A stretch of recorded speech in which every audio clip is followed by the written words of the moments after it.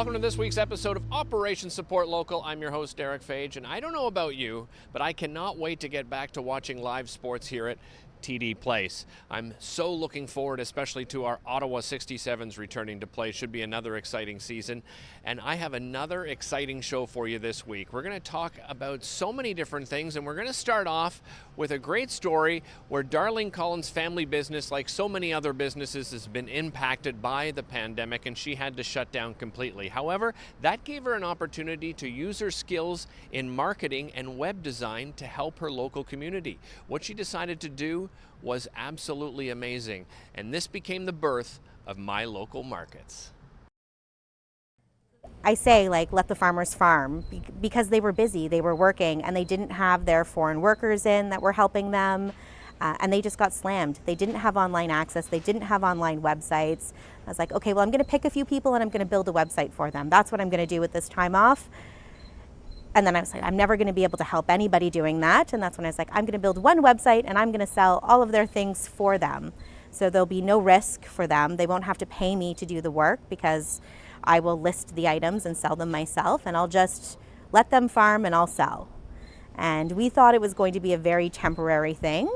It was my daughters and my husband and my son, and we were like, okay, we're going to do this. We'll do these deliveries. This is how we're going to help people and keep busy while this is going on.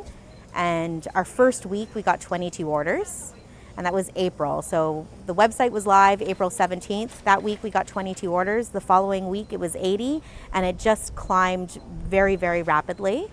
You almost want to say it's like a local Amazon a little bit. You just go on and you search for the items that you're looking for.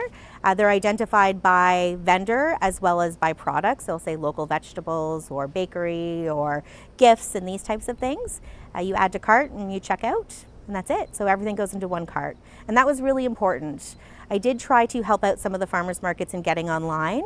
And being that they're a nonprofit, they could not amalgamate all the money into one spot, which becomes a deterrent for a customer. Because then you're buying a cucumber from this person, a bar of soap from this person, and you're checking out 3 or 4 times through the process, which doesn't make it very easy. So we wanted it to be as easy as possible. Put everything in one cart, check out, choose curbside or delivery, and have the products delivered. We're just over 80 vendors right now. Sheena's got a working list. It's really about how quickly we can get them on and how quickly we can get their products on board.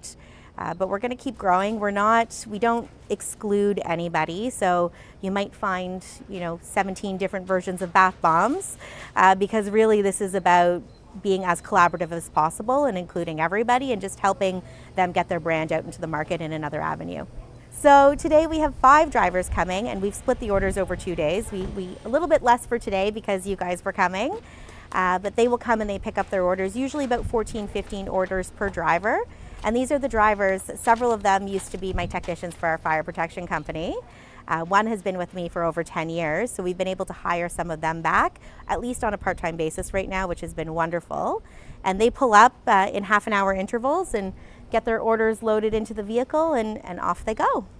Even vendors who've had delivery up until this date have started opting for curbside because they just really want to chat and say hello and come pick up their items. So we do curbside from both our Nepean location and this location. We're on the Kemptville campus. So North Grenville purchased this from Guelph University, I can't tell you how many years ago, but several years ago. So there's many different people that have rented out different space. There's still tons of vacant space here on campus, but it's beautiful grounds and trails. We are now going to be opening on Friday afternoons, every Friday afternoon. We're looking at opening on Saturdays also, but we get some bikers come by that are using the trails, and they give a little knock on the window because the door is closed, and Kara will open it up and say, well, this is what I have right now in terms of fresh produce, and anything that's on the shelf can go because we order weekly from our vendors. As long as people want it, absolutely, but I think that will keep changing as the need happens. I mean, I want to keep supporting our small local businesses. I want to keep trying to share their stories and talk about their brands and get their product out and let the makers make and I'll sell.